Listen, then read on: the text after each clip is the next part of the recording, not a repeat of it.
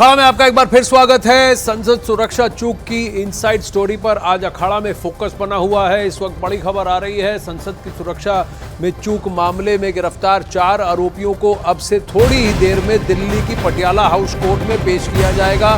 Delhi police संसद में हंगामा करने वाले आरोपियों को पटियाला हाउस कोर्ट के एडिशनल सेशन जज हरदीप कौर की कोर्ट में पेश करेगी।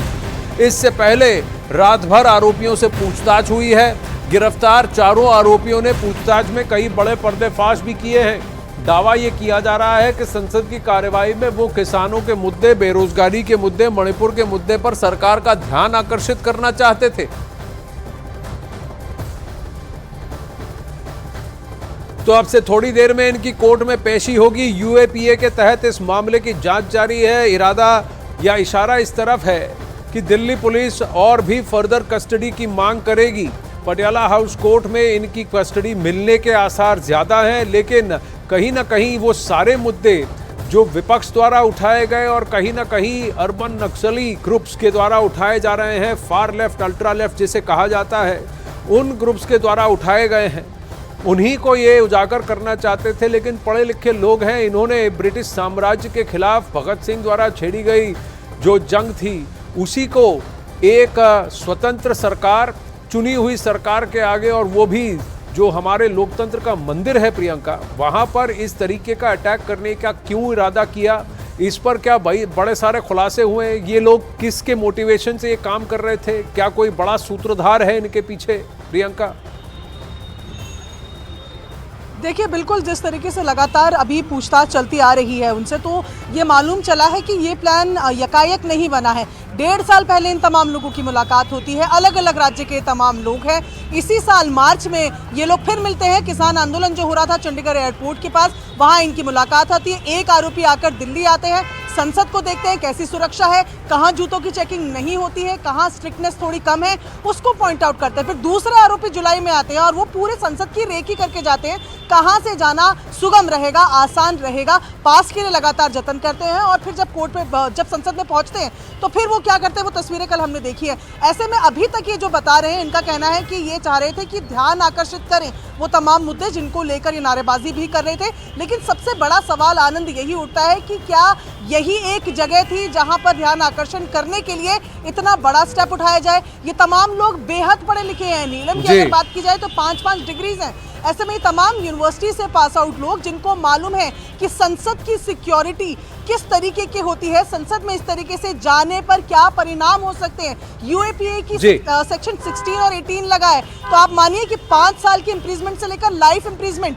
और देखिए, विरोध प्रदर्शन करना एक डेमोक्रेटिक हक है, लेकिन संसद के, लोकतंत्र के मंदिर के अंदर जाकर इस तरह से इतनी बड़ी सुरक्षा ब्रीच कर एक सिक्योरिटी रिस्क पैदा करना, क्या ये जायज है? बहुत बड़ा प्रश्न है। इनका मोटिवेशन कौन है, इनके पीछे कौन है, इस पर भी अभी निगाह बनी हुई है। वहीं आरोपी विक्रम उर्फ विक्की के गुरुग्राम के जिस घर में बाकी आरोपी रुके थे, उस घर के अंदर की तस्वीरें अब सामने आई हैं। अखाड़ा में आपको दिखाते हैं तस्वीरें। विक्रम ने ही आरोपियों के ठहरने की व्यवस्था की थी। विक्की के कमरे से भगत सिंह की कई सारी किताबें मिली हैं। आरोपियों के बैग भी विक्की के कमरे में मिले हैं। दिल्ली पुलिस देर रात सभी आरोपियों के सामान अपने कब्जे में लेकर गई है। विक्की और उसकी पत्नी फिलहाल पुलिस की हिरासत में है, उनसे पूछताछ की जा रही है। ये वो तस्वीरें हैं। छोटा सा घर है, इस घर के अंदर आकर ये चारों रुके थे। 3 दिन 3 रातें 2 दिन, 10 तारीख से ये लोग 13 तारीख तक यहीं पर रुके थे।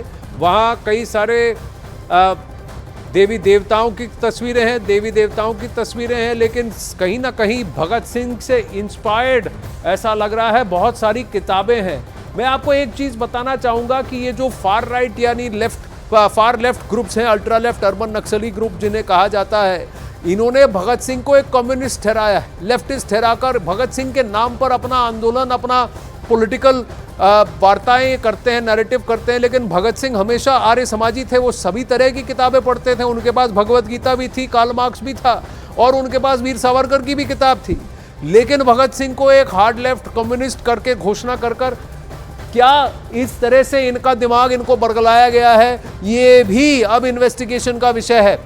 और अगर ऐसा हुआ है तो मैसूरू में जहां पर ये मिले थे, उस संगठन को, उस मीटिंग को किसने आयोजित किया था, कौन इसके पीछे इसका सूत्रधार है, किसका दिमाग यहां चल रहा है, ये बहुत बड़ा प्रश्न है। क्योंकि क्या इन लोगों को बहला फुसलाकर गलत बातें सिखाकर ये करने के लिए उकसाया गया, ये बहुत बड़ा प्रश्न है। फिर भी अगर आप में बुद्धि है तो क्या आप लोकतंत्र के मंदिर के अंदर जाकर घुसकर इस तरीके का दुष्प्रचार करेंगे? ये बहुत बड़ा प्रॉब्लम, दुष्कर्म करेंगे, ये भी बहुत बड़ा प्रश्न उठता है। वहीं दिल्ली पुलिस टेरर एंगल से पूरे मामले की जांच में जुटी हुई है। यूएपीए के तहत इसकी जांच हो रही है। हालांकि जितने भी गिरफ्तार हुए हैं उनका ये कहना है कि उन्हें किसी को चोट पहुंचाने का उनका इरादा नहीं था, अटेंशन ग्रैब करने के लिए उन्होंने ये किया। यूएपीए की धारा 16 और 18 के तहत यह मामला दर्ज किया गया है। यूएपीए की धारा 16 में आतंकी घटना के लिए जिम्मेदार लोगों के लिए उम्र कैद तक की सजा का प्रावधान है, जबकि धारा 18 के तहत आतंकी घटना के षड्यंत्र को परिभाषित किया गया है। इसके तहत भी उम्र कैद की सजा का प्रावधान है, लेकिन कम से कम 10 साल तक के लिए, क्योंकि इन्होंने पार्लियामेंट की सिक्योरिटी को ब्रीच किया और एक सिक्योरिटी सिचुएशन क्रिएट किया, तो कम से कम 10 साल के लिए ये सभी आरोपी अंदर भी जा सकते हैं। चारों आरोपियों पर यूएपीए के तहत एफआईआर दर्ज हुआ है। ऐसे में इनकी मुश्किलें कितनी बढ़ गई हैं, आइए आपको ये भी बताते हैं और समझाते हैं कि यूएपीए लगने से इन आरोपियों को कौन कौन सी परेशानियों से अब झेलना पड़ेगा और क्यों इनका लीगल डिफेंस अब बहुत मुश्किल हो जाएगा। यूएपीए के तहत आरोपियों को 30 दिन तक पुलिस हिरासत में रखा जा सकता है और इनसे प्रश्न पूछे जा सकते हैं, जबकि दूसरी धाराओं में महज 15 दिनों की पुलिस कस्टडी होती है। यही नहीं, आरोपियों की न्यायिक हिरासत भी 90 दिनों तक ही हो सकती है, जो कि बाकी धाराओं में अधिकतम 60 दिनों तक होती है। आरोपियों की सबसे बड़ी मुश्किल यह होगी कि उन्हें अग्रिम जमानत नहीं मिलेगी और अगर आरोपी दोषी पाए जाते हैं तो उन्हें यूएपीए के तहत 7 साल से आजीवन कारावास तक की सजा हो सकती है। इसके अलावा आरोपियों की संपत्ति भी जब्त की जा सकती है। कहीं ना कहीं ये पृष्ठभूमि बनाने की कोशिश ये आरोपी करते आ रहे हैं कि इन्हें किसी को जानी नुकसान पहुंचाने का इरादा नहीं था।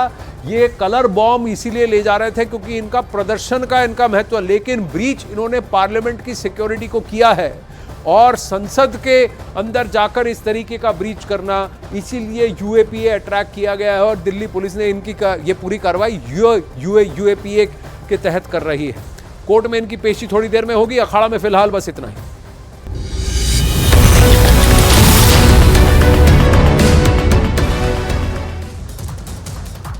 संसद में सुरक्षा चूक की घटना के बाद सुरक्षा प्रोटोकॉल को नया रूप दिया गया। सांसदों, स्टाफ और मीडिया के लिए अलग अलग प्रवेश द्वार आवंटित हुए।